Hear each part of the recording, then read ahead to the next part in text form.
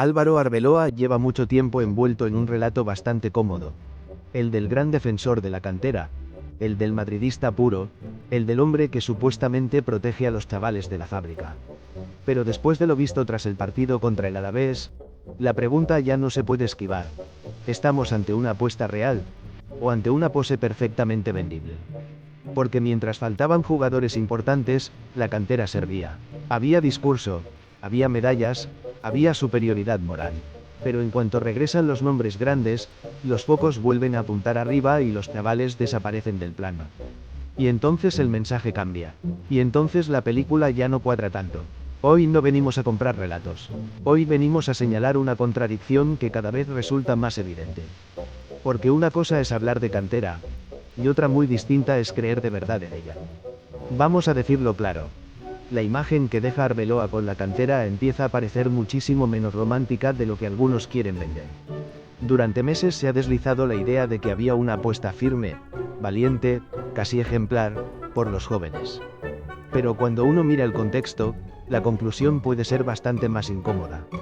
Los canteranos aparecieron, sí, pero aparecieron en un escenario marcado por la necesidad.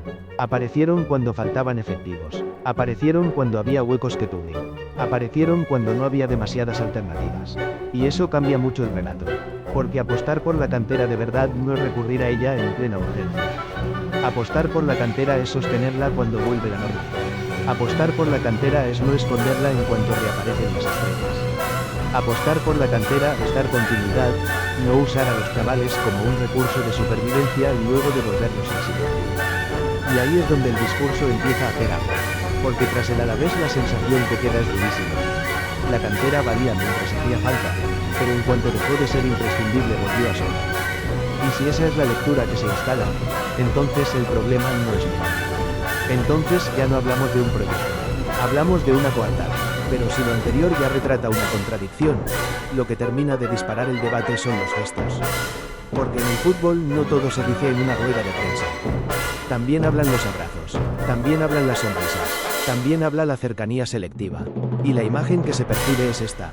Arbeloa deshecho en gestos de complicidad con las grandes estrellas, con los futbolistas de foco mundial, con los nombres que ya son portada por sí solos.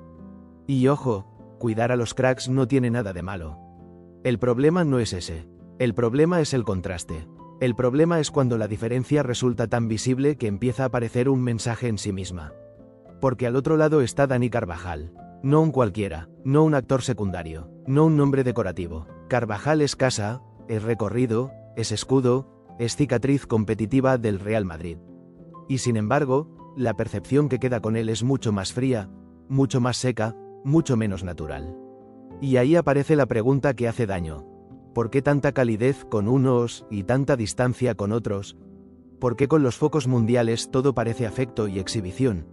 ¿Y con un símbolo del club la imagen resulta tan distinta? No hace falta inventar nada. No hace falta exagerar nada. Basta con mirar la escena y hacerse cargo de lo que transmite. Y lo que transmite, para muchos madridistas, es feísimo. Que hay un trato emocional mucho más generoso con quien da escaparate que con quien representa la esencia de la casa. Lo verdaderamente demoledor de todo esto no es una alineación puntual. Lo verdaderamente demoledor es la impresión general que deja. Porque Arbeloa ha quedado colocado en un papel muy cómodo. El del guardián del madridismo auténtico. El del hombre que supuestamente protege a los de abajo. El del referente moral de la cantera. Y cuanto más se repite ese personaje, más dura resulta la realidad cuando los hechos no lo acompañan. Porque si el canterano solo cuenta cuando falta media plantilla, eso no es una apuesta estructural.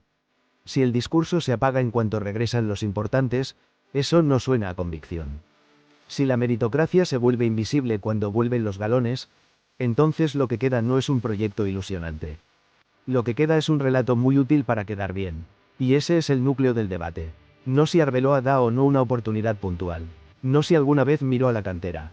El debate real es si esa imagen de protector de la fábrica responde a una línea coherente, o si empieza a parecer más un papel que una realidad.